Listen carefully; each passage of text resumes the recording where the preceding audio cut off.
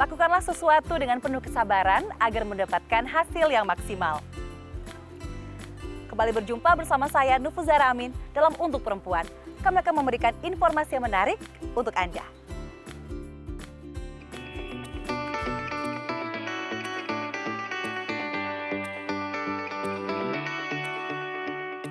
Kopi bisa membuat sebagian orang merasa candu, sehingga mereka akan merasa ada yang kurang jika tidak mengonsumsi kopi dalam sehari. Apakah Anda juga termasuk orang yang kecanduan kopi? Candu untuk minuman satu ini. Antusiasme anak-anak muda yang sekarang tuh demen banget minum kopi. Jadi kan kayak orang kantoran aja pas bangun minum kopi, ke kantor sebelum kantor nyari kopi. Habis itu lunch nyari kopi, bisa aja minum nyari kopi lagi. Jadi sehari bisa aja 2-3 kali minum kopi. Itu sih yang aku pengen highlight gitu. Terus gitu juga aku pengen mereka tuh bisa belajar juga sedikit tentang kopi. Jadi jangan cuma demen doang nih minum kopi, tapi bisa belajar juga nih tentang coffee beans-nya kayak apa, coffee blend-nya, jenis-jenisnya kayak gitu.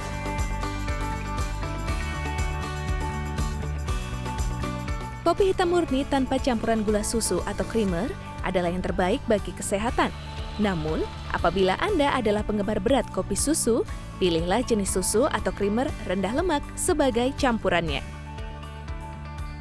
Karena anak zaman sekarang sebenarnya dibilang demen kopi yang pure kopi juga nggak terlalu sih, Kak. Jadi mereka pasti suka yang campuran, pakai susu atau pakai gula Jawa, santan kayak gitu sih. Lebih ke campuran-campurannya, jadi harus cari produknya yang sehat gitu. Produk campurannya yang sehat, bukan kopinya sendiri. Mungkin kalau kopinya sendiri, ya oke-oke aja gitu untuk kesehatan, selama nggak dicampur gula. Tapi kan karena anak zaman sekarang demennya yang manis, nggak mungkin mereka minum yang kopi pure kayak gitu. Jadi kita harus cari campuran produk apa yang sehat untuk brand kopi sekarang. Senyawa kimia kafein yang sering dituding membawa manfaat, sekaligus juga bahaya kopi. Nah, bagaimana supaya minum kopi baik untuk kesehatan?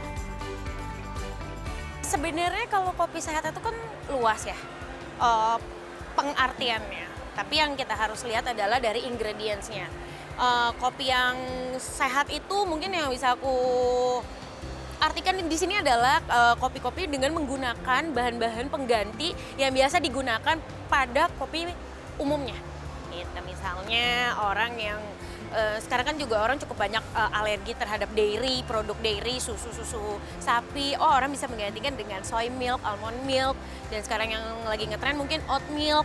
Dan kemudian dari gulanya pun juga sekarang banyak banget gitu loh penggantinya, dari gula pasirnya sampai gula jawanya. Kalau menurut saya sih bukan kopi sih, menurut saya itu sehat sih Mbak ya. Karena setiap orang itu butuh juga kafein kan. Cuman bagaimana kita aja nih, terlalu sering atau gimana, itu kan pasti ada batasnya. Itu sih Mbak, itu doang sih. Mungkin kalau ada yang sakit karena, oh saya sakit nih gara-gara kebanyakan minum kopi, mungkin cara dia minumnya itu mungkin salah. Seharusnya kan minum kopi itu harus diseimbangin sama mineral kan, sama air mineral. Mungkin dia nggak bisa balance itunya aja sih, makanya ada yang bilang jangan terlalu banyak minum kopi nanti apalah. Menurut saya sih nggak kayak gitu sih Mbak. Seiring meningkatnya popularitas kopi, orang-orang semakin penasaran tentang bahaya dan manfaat kopi, lebih dari sekadar minuman. Aku sendiri sih lebih suka kopi blend. Jadi lebih agak manis sedikit, tapi juga nggak terlalu manis. Itu sih yang aku suka. Gitu. Karena kan banyak yang aku bilang modifikasi terhadap kopinya itu sendiri. Bahannya udah banyak yang kayak dicampur inilah, dicampur apa yang sebenarnya kita juga nggak tahu kadar gulanya tuh seberapa besar gitu. Sebuah saran dari dokter spesialis jantung dan pembuluh darah, kalau takaran minum kopi yang wajar adalah 3 hingga 4 cangkir per hari. Karena 1 cangkir kopi diperkirakan mengandung sekitar 100 mg kafein.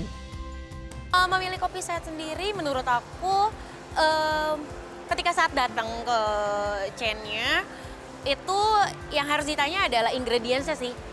Jadi nanti dari situ kan pasti baristanya itu akan menjelaskan apa sih bahan-bahan yang mereka gunakan, atau misalnya menanyakan ke baristanya itu ada nggak sih bahan penggantinya, gulanya ada yang lain nggak, seperti itu sih menurutku. Jadi harus cukup aktif untuk bertanya kepada baristanya. Kandungan kafein dalam kopi mampu memberikan tambahan energi dalam sekejap. Namun sebaiknya hindari minum kopi setelah pukul 2 siang karena kandungan kafeinnya akan membuat kualitas tidur kita menurun. Yang pertama kita harus pilih bunga yang bagus. Gimana caranya supaya tahu yang bagus? Biasanya itu dari apakah bunganya masih segar, itu biasanya terlihat dari batangnya. Apakah batangnya berlendir, kadang-kadang kalau sudah lama